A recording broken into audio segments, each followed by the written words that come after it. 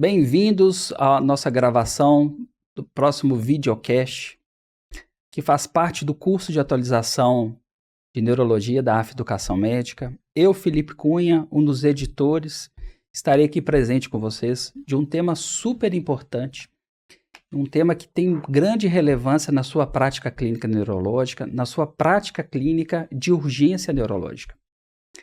E um tema que chama muita atenção porque a gente tem uma gama de patologias e um tempo curto para tratamento, pelo seu risco e sua gravidade. Então, nosso tema hoje, nós vamos falar um pouquinho sobre paralisias flácidas. E principalmente a paralisia flácida aguda, que é um sinal de alerta de quadro neurológico e pode representar, então, doenças muito graves. Para isso, convidei meu grande amigo, Dr. Druzio Pérez Marques, neurologista, com formação pela Federal de Minas Gerais, de Belo Horizonte, da Federal da Faculdade da UFMG, e super experiente, foi presidente por longo tempo da Sociedade Mineira de Neurologia, preceptor da residência médica do Hospital Life Center de Belo Horizonte, e também um dos editores do canal AFANeuro. Seja bem-vindo, Druzio. Obrigado pelo convite, Felipe. Obrigado pelas palavras aí. Um grande salve aí para todos e todas que estão nos assistindo. E é muito legal a gente falar sobre paralisia flácida, porque são poucas vezes que a gente organiza o raciocínio na paralisia flácida, né? É difícil você ver um texto de paralisia flácida assim. E não é incomum o paciente chegar no pronto-socorro com esse quadro, né? Na paralisia flácida aguda. Então, acho que é um tema relevante a gente tentar organizar o raciocínio dentro dessa apresentação clínica que é muito comum. Quando a gente vê esse termo primeira vez, paralisia flácida, lembra paralisia infantil, né? Lembra. É a primeira coisa a gente pensar, né? Porque, na verdade, a gente não... Quer dizer, eu, pelo menos, que sou mais novo, né? Eu não peguei essa época aí e mais novo que eu sei, não peguei essa época de paralisia infantil. Mas, assim, a paralisia infantil era a principal causa de paralisia flácida, né? Aguda. Paralisia flácida, vamos dizer assim, propriamente dita. E, felizmente, é uma doença que foi erradicada. E o último caso no Brasil foi em 1994, né? Então, a maior parte dos médicos hoje trabalhando não sabe o que é mesmo, nunca viram. No fundo, assim, essa questão de idade é só olhar para nós, a gente vai ver que a gente tem uma grande diferença de idade. Então, assim, quando você estava na faculdade, ainda estava no meu pré-primário, mas realmente é importante a gente ver, assim, eu nunca vi realmente paralisia infantil de forma aguda, eu não me lembro, e realmente os relatos brasileiros, um ou outro relato esporádico, realmente é uma doença erradicada. Que bom. Mas a gente ainda tem muita paralisia flácida, né, Druzio? Então, a paralisia flácida é essa caracterizada, né, por essa fraqueza de instalação rápida, muitas vezes em horas, com diminuição do tônus muscular, muitas vezes com a redução ou ausência de reflexo.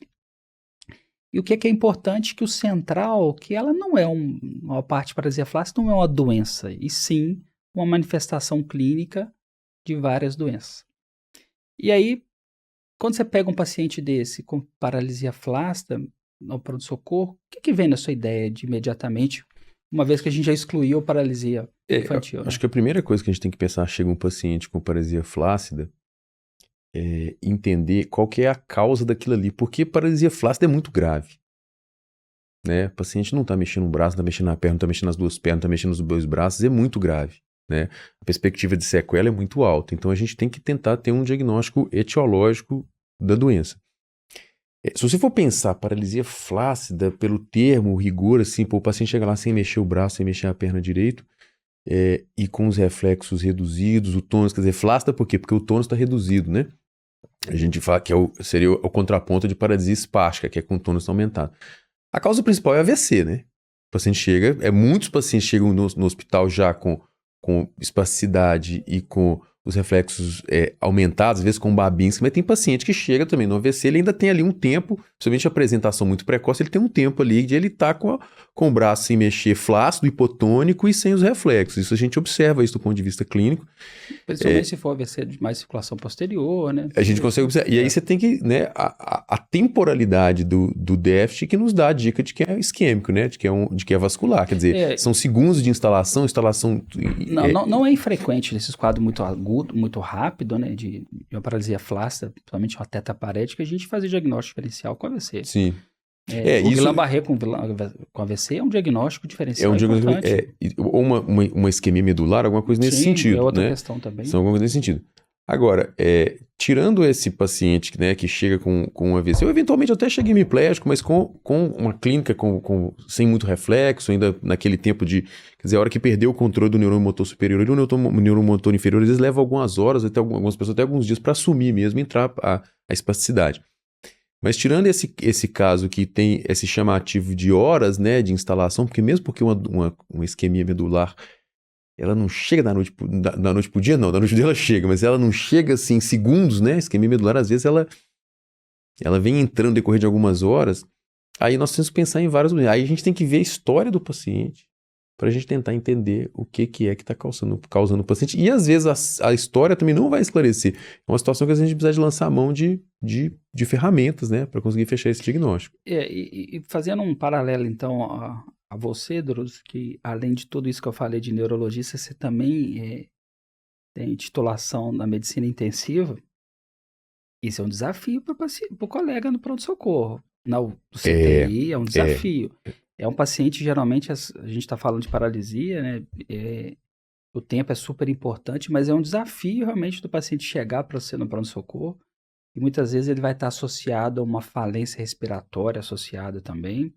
Então, assim, como é que você consegue desembolar nisso? Eu acho que a primeira coisa que a gente tem que tentar para desembolar isso aí, para definir o diagnóstico, é o paciente estar com paralisado, seja uma tetraparesia, seja uma paraplegia, ou seja só uma perna ou um braço paralisado. Acho que a primeira coisa que a gente tem que tentar entender é o raciocínio, é neurônio motor superior ou é inferior? Topográfico. A primeira coisa que a gente tem que fazer esse raciocínio, quer dizer, ele está paralisado, ele está com uma paraparesia, as pernas estão fracas, as pernas estão hipotônicas, mas como é que estão os reflexos? Está aumentado ou está diminuído? Quer dizer, está abolido ou está aumentado? Outra coisa, tem sinal de liberação piramidal? Né? Tem um Babinski, tem algum ou um Hoffman, tem algum sinal de liberação piramidal para ajudar a gente a definir. Pô, o paciente tem uma paralisia, mas ele tem neurônio motor superior. Isso não é só nervo, né? Ou só não é só raiz. Isso de repente pode ser uma mielorradiculopatia. Ou isso às vezes quer dizer, não, ele tem a paralisia e está com os reflexos abolidos. A gente vai pensar em doença uma polirradículo, né? Que isso aí o mais comum no nosso meio é Guillain-Barré, né? Então, aí você já deu a deixa. Realmente, Guillain-Barré é a maior causa de paralisia flácida no mundo hoje, né? E lembrar que o Guillain-Barré, além de tudo isso que você falou, ainda tem as variantes do Guillain-Barré, né? Então, a gente considera também um outro problema, porque muitas vezes a gente tem formas graves de outras manifestações. Mas falando do Guillain-Barré, então, assim, explica um pouco mais, Russo. O que é aquela famosa síndrome de Guillain-Barré? Eu já dei a deixa, né? Uma polineuroradículopatia. Você já começou, já explicou lá atrás. A gente vai falando, né? O Guillain-Barré, que a gente tem que pensar, né, nesse diagnóstico de paralisia flácida, o paciente com a tetraparesia flácida, é uma doença autoimune, geralmente desencadeada por algum insulto imune, alguma coisa do tipo, que você tem um mimetismo por anticorpos, quer dizer, os anticorpos contra determinada bactéria ou que tem uma afinidade maior com determinada bactéria acaba tendo um mimetismo contra as estruturas do nervo e o paciente acaba tendo reação inflamatória no nervo e na raiz. Então a gente tem uma poli, que são várias, radículo, que são as raízes, e neuropatia, que são o nervo doente. E aí o paciente pode ter vários componentes. Né? Pode ter mais um predomínio de radículo, pode ter mais um predomínio de neuropatia, ele pode ter um predomínio... por ser uma doença, vocês vão pensar assim, como é uma doença hematogênica, quer dizer, o problema está no sangue, você tem um anticorpo no sangue algumas vezes, ou você tem uma reação inflamatória que ela está mediada por complemento, por anticorpos, ela está distribuída de forma igual no corpo, né? Porque todos os lugares chega sangue. Aí você vai perguntar, pô, mas por que então o paciente começa de baixo para cima, né? Por que ele vai começar de baixo para cima? Porque apesar dele estar distribuído no corpo todo, um neurônio do braço que tem o neurônio do braço tem 1 metro, né? 1 metro e pouco. Você tem uma lesão aqui, você tem outra lesão aqui, você tem outra lesão aqui. Então você tem uma disfunção neuronal em alguns pontos. Um neurônio da perna que tem 1,20 m, como ele tem mais pontos para ter disfunção e ele vai ter essa proporção, ele acaba impedindo a condução mais precoce por número de lesões do que nos braços. Daí você tem, geralmente, esse padrão ascendente que é em torno de 50% a 70% dos casos. E aí, a hora que a gente fala 50% a 70% dos casos, às vezes é nem metade, às vezes é metade. A outra metade não tem esse padrão, né? É importante você falar isso como padrão característico do Guillain-Barré, essa questão de ascendência. E ao mesmo tempo, né, os pacientes não vão chegar para você extremamente flácidos, né? Eles vão chegar tetraplégicos, né? Mas também eles podem estar chegando de forma evolutiva. Mas quais outros sinais? Então, você já falou aí, ó, diminuição de reflexo, seja com ausência ou abaulidos, uma piora, uma ascendência, mas quais outros sinais de alerta para você pensar outra coisa que a gente pensa em Guillain-Barré é se o paciente... Primeiro é evolução, né? Não é uma doença que evolui em horas, né? Muito raramente você tem um paciente que evolui assim, em 20 horas, em 48 horas. Geralmente que você fala de ficar grave. De ficar grave, de chegar, de parar de andar, por exemplo, em 24 horas. Isso é um cenário, felizmente, mais raro, mas que é muito grave. Mas Guillain-Barré, como pega raiz, dói. Então o paciente tem dor. É muito comum ter dor lombar, dor nas pernas. Como pega o nervo sensitivo e motor, a maior parte, né, tem as formas puramente motoras, mas a maior parte é sensitivo motora, a gente acaba tendo dor. Dor e parestesia nas pernas, nos braços, que isso é muito comum. Como pega nervo, pode ter desautonomia também. Então, o paciente com Guillain-Barré pode ter desautonomia. Geralmente não é a queixa principal, não é a queixa que leva o paciente para o hospital, desautonomia. Mas no curso da doença... no curso é algo de gravidade. É uma das principais causas de morte. Causa de morte em Guillain-Barré é infecção, trombose e desautonomia, e arritmia cardíaca, né? Então, é uma complicação grave, né, do paciente. Então, de uma forma geral, é uma doença sensitivo-motor. O paciente começa primeiro com a queixa sensitiva, né? Um quadro típico, a queixa sensitiva embota de forma ascendente e vai tendo uma fraqueza também de forma ascendente num paciente, uma porcentagem significativa das vezes, com uma história de algum insulto imune, de algum estressor imune, seja uma pneumonia, uma infecção de via aérea, o mais clássico é o Campylobacter trazendo uma diarreia, né, que a gente tem como agente desencadeante do Guillain-Barré, mas você pode ter micoplasma, você pode ter clamídia, você pode ter nada a ver, assim, tipo assim, eu já vi mais de uma vez paciente pós-operatório desenvolver Guillain-Barré no pós-operatório, quer dizer, o estresse imune foi a cirurgia. A gente tem o estresse imune, estresse vacinal, mas outra coisa que faltou, e nós presenciamos muito isso, os arbovírus também tiveram muito, né?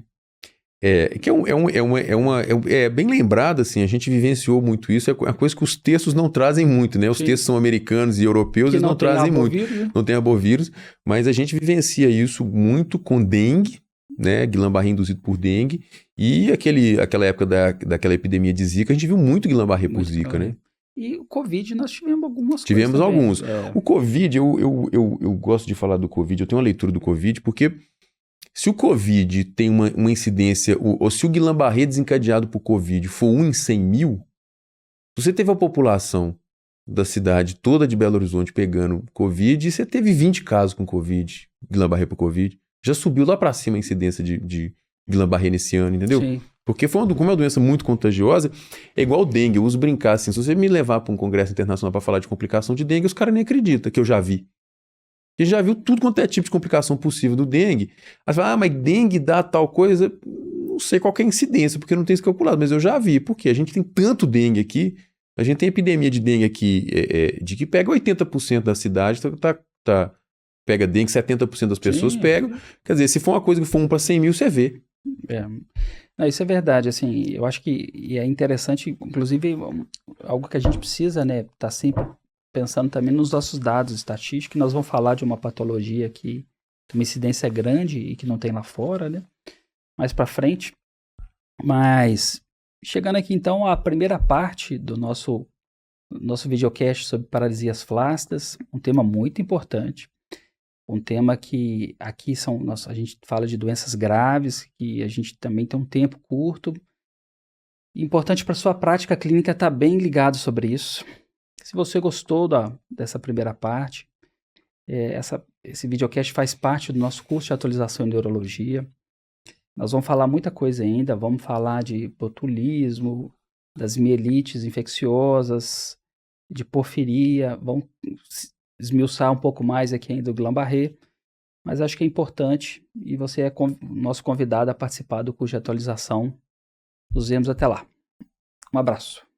Até a sequência do curso.